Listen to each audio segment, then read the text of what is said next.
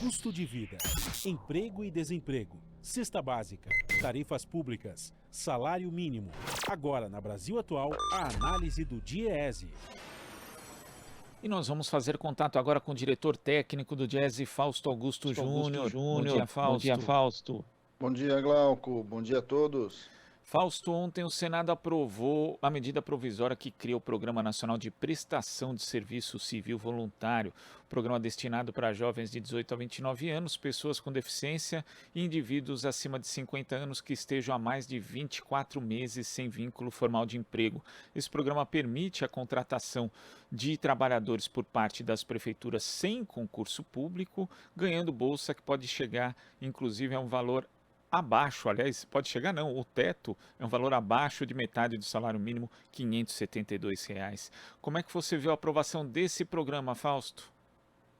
Bem, Glauco, a gente já vinha acompanhando essa discussão da MP 1099, inclusive com poucas alterações relevantes na Câmara e no Senado a mesma coisa. Na prática, o que a gente está vendo é a criação de mais uma modalidade aí de trabalho, mais uma modalidade de contratação, agora dentro do serviço público, que de alguma forma vai institucionalizar as chamadas frentes de trabalho. Do ponto de vista objetivo, a gente vai vendo, como você mesmo lembrou, uma forma de contratação precarizada, uma forma de contratação que não garante nenhum salário mínimo mensal e nenhum direito trabalhista efetivo. Para se ter uma ideia, nós estamos falando, inclusive, que este tipo, quem entrar nesse tipo de trabalho, sequer vai poder contar para sua aposentadoria. É importante lembrar aqui também, ressaltar o fato que ontem, inclusive, havia uma emenda ao projeto de lei do senador Paulo Rocha, que colocava umas questões bastante simples, que tinha a ver com alguns direitos trabalhistas, mas principalmente com a contabilização para o sistema previdenciário, que de alguma forma seria importante para que esses trabalhadores lá na frente pudessem vir a se aposentar. Na prática, há uma deturpação, inclusive, do conceito de trabalho voluntário. Na verdade, nós não estamos chamando, efetivamente, isso não é um trabalho voluntário, efetivamente isso é um trabalho pago, um trabalho remunerado, e as prefeituras poderão contratar pessoas diversas aí, em especial, nós estamos falando no caso aí de jovens e trabalhadores acima de 50 anos, mas que na prática a gente vai ver que começa a avançar um debate bastante perigoso, que é essa questão do salário mínimo por hora, ou seja, em vez de você efetivar o pagamento do salário mínimo mensal, a Bolsa criada cria essa ideia de salário mínimo por hora e que de alguma forma vai levar para que o conjunto dessas pessoas que estejam nesse programa não recebam um pouco mais ali de meio salário mínimo por mês, o que é bastante complicado, uma vez que sequer é capaz de pagar o valor de uma cesta básica. De alguma forma, a gente vai vendo também, por outro lado, nessa criação, uma espécie de substituição aí dos direitos trabalhistas por dois elementos muito simples, que é basicamente eles falam de um seguro de vida ali para o trabalhador e um vale-transporte. Nós estamos falando, então, de prefeituras que vão poder contratar, de alguma forma, com esse rebaixamento bastante grande aí dos direitos trabalhistas.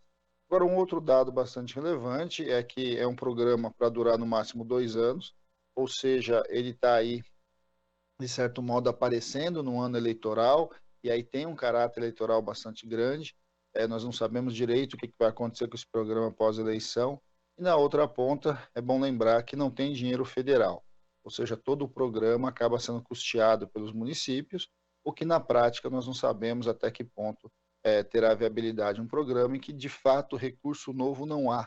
E nada mais do que, de alguma forma, a criação aí de uma precarização do trabalho, inclusive com relação ao serviço público, já que também sequer a gente está falando de concurso público, a gente está falando uma entrada para o trabalho no município a partir de uma seleção pública simplificada.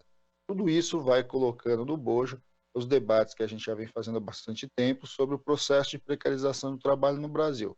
A cada momento, novas modalidades de trabalho vão sendo criadas, de contratação vão sendo criados, e o conjunto dos direitos trabalhistas que deviam ser expandido para o conjunto da classe trabalhadora vai sendo cada vez mais reduzido a um segmento menor e que precisa, de alguma forma, ser ampliado.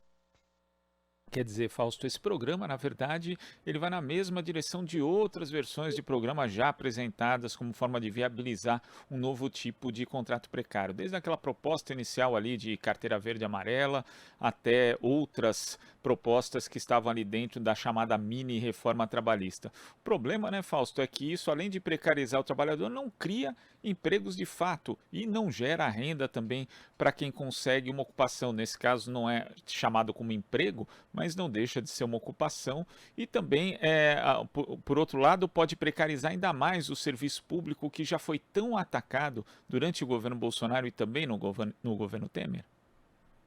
Sem dúvida, Glauco. A gente está vendo esse processo de criação de novas formas de trabalho, de contratação, desde a reforma de 17, com o trabalho intermitente, mas a gente vai vendo que a cada movimento o governo tenta empurrar mais uma nova forma, uma nova modalidade que simplifica e reduz encargos.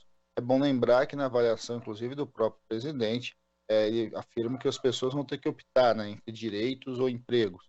E aí essa é um pouco a linha do que está sendo apresentado. Mais uma vez, você tem uma forma de contratação precária, uma forma de contratação que limita, inclusive, a jornada. Nós estamos falando aí de jornadas máximas de 22 horas mensais. Aí tem ali como um arremedo ali de compensação a colocação dos cursos, mas agora, inclusive, os cursos passaram a poder ser executados de maneira virtual, cursos também que o tempo de curso acaba sendo incorporado somente à jornada mensal. Então, quando a gente vai olhando, na verdade, o que você vai criando são modalidades novas de contratação, neste caso especificamente no setor público, e que vai precarizando ainda mais o trabalho. Esta ideia de que o problema do emprego é um problema dos encargos e dos direitos trabalhistas é algo que vem predominando a visão do atual governo, a visão do atual Ministério do Trabalho, em contraponto a uma ideia de que nós devíamos avançar no processo de formalização, no processo de expansão dos direitos trabalhistas, não na sua redução. Na prática, o que a gente vai criando é mais modalidades de contratação precária, só que agora essas modalidades de contratação precária vão ganhando a cara institucionalizada. Mas, efetivamente, por exemplo, eu insisto novamente, a questão do tempo não contar sequer para a sua aposentadoria, não ter nenhuma das garantias da Seguridade Social ali, do ponto de vista trabalhista, é bastante penoso, é bastante preocupante, e você vai criando, de fato, novas formas de você compreender a inserção no mercado de trabalho. No caso da MP, agora, no caso da lei, né, que vai para a sanção, ela tenta colocar ali alguns limites para essa contratação, dizendo que não pode contratar cargos efetivos ali do município, nem carreiras efetivamente regulamentadas. A gente compreende que as carreiras regulamentadas certamente seriam mais complicadas, mas de alguma forma a gente na prática sabe, e a gente já viu isso em outros momentos, em vários municípios, como você vai substituindo principalmente esse trabalho mais cotidiano das prefeituras por esses tipos de trabalhadores. Então, de alguma forma, de novo, a gente vai numa direção bastante complicada, que em vez da gente construir uma pauta de crescimento, uma pauta que aumente o consumo, que aumente a renda das pessoas, a gente vai para um cenário de criação de emprego com carteira assinada, sem carteira assinada, com remuneração rebaixada, e que, de alguma forma, a gente vai reproduzindo um modelo que claramente não tem dado certo e tem colocado aí uma grande quantidade de pessoas em situação de bastante vulnerabilidade. Agora, Fausto, quando a gente vê dados, por exemplo, como o fato de a parcela dos brasileiros que não teve condições para se alimentar ou prover alimento à sua família em algum momento nos últimos 12 meses subiu de 30% em 2019 para 36% em 2020 e vê um programa desse, como você falou, com rebaixamento de direitos trabalhistas, se percebe que existe uma certa exploração do desespero das pessoas mesmo. E essa condição também de contratação por parte das prefeituras sem concurso público traz de volta uma coisa que o Brasil tem combatido, vinha combatendo pelo menos nas últimas décadas, que eram essas práticas clientelistas que acabam servindo a determinados interesses políticos. Nesses dois aspectos, né, da exploração do desespero e também desse retorno de prática clientelista, é um retrocesso muito grande esse tipo de programa, Fausto? Sem dúvida, né, Glauco? A gente vai vendo aí de novo a ideia de você categorizar trabalhadores de maneira diferente. Isso é bastante perigoso em especial quando essa categorização vem do próprio Estado, né? Ou seja, o Estado se propõe a fazer contratações precárias e aí, de alguma forma, se aproveitar desse movimento aí de alta taxa de desemprego e de muita vulnerabilidade. Nós estamos num momento muito difícil, efetivamente as pessoas estão com muita dificuldade para entrar no mercado de trabalho, nós temos aí uma dificuldade em especial no momento em que a inflação está corroendo o poder de compra das pessoas, das famílias, e a gente vai vendo o quão difícil tem sido o cotidiano de cada um.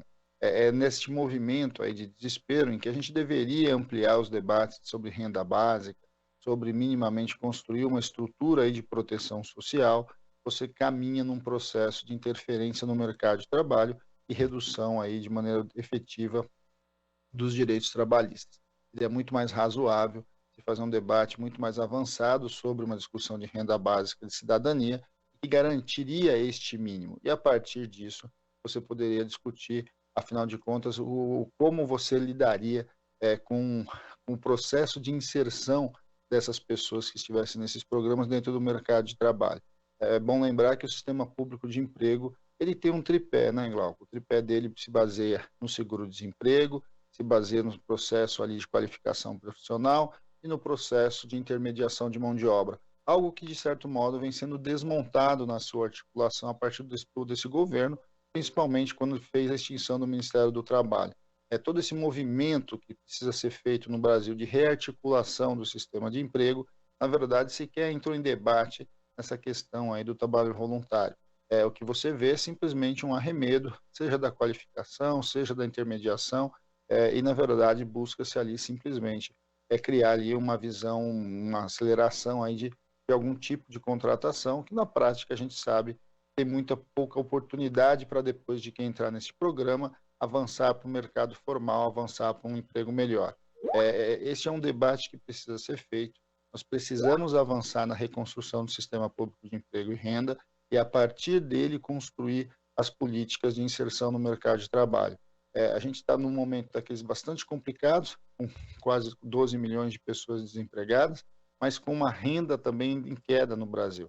Vamos lembrar que cerca de 54% das pessoas das famílias no Brasil estão ali com uma renda até R$ 1.500.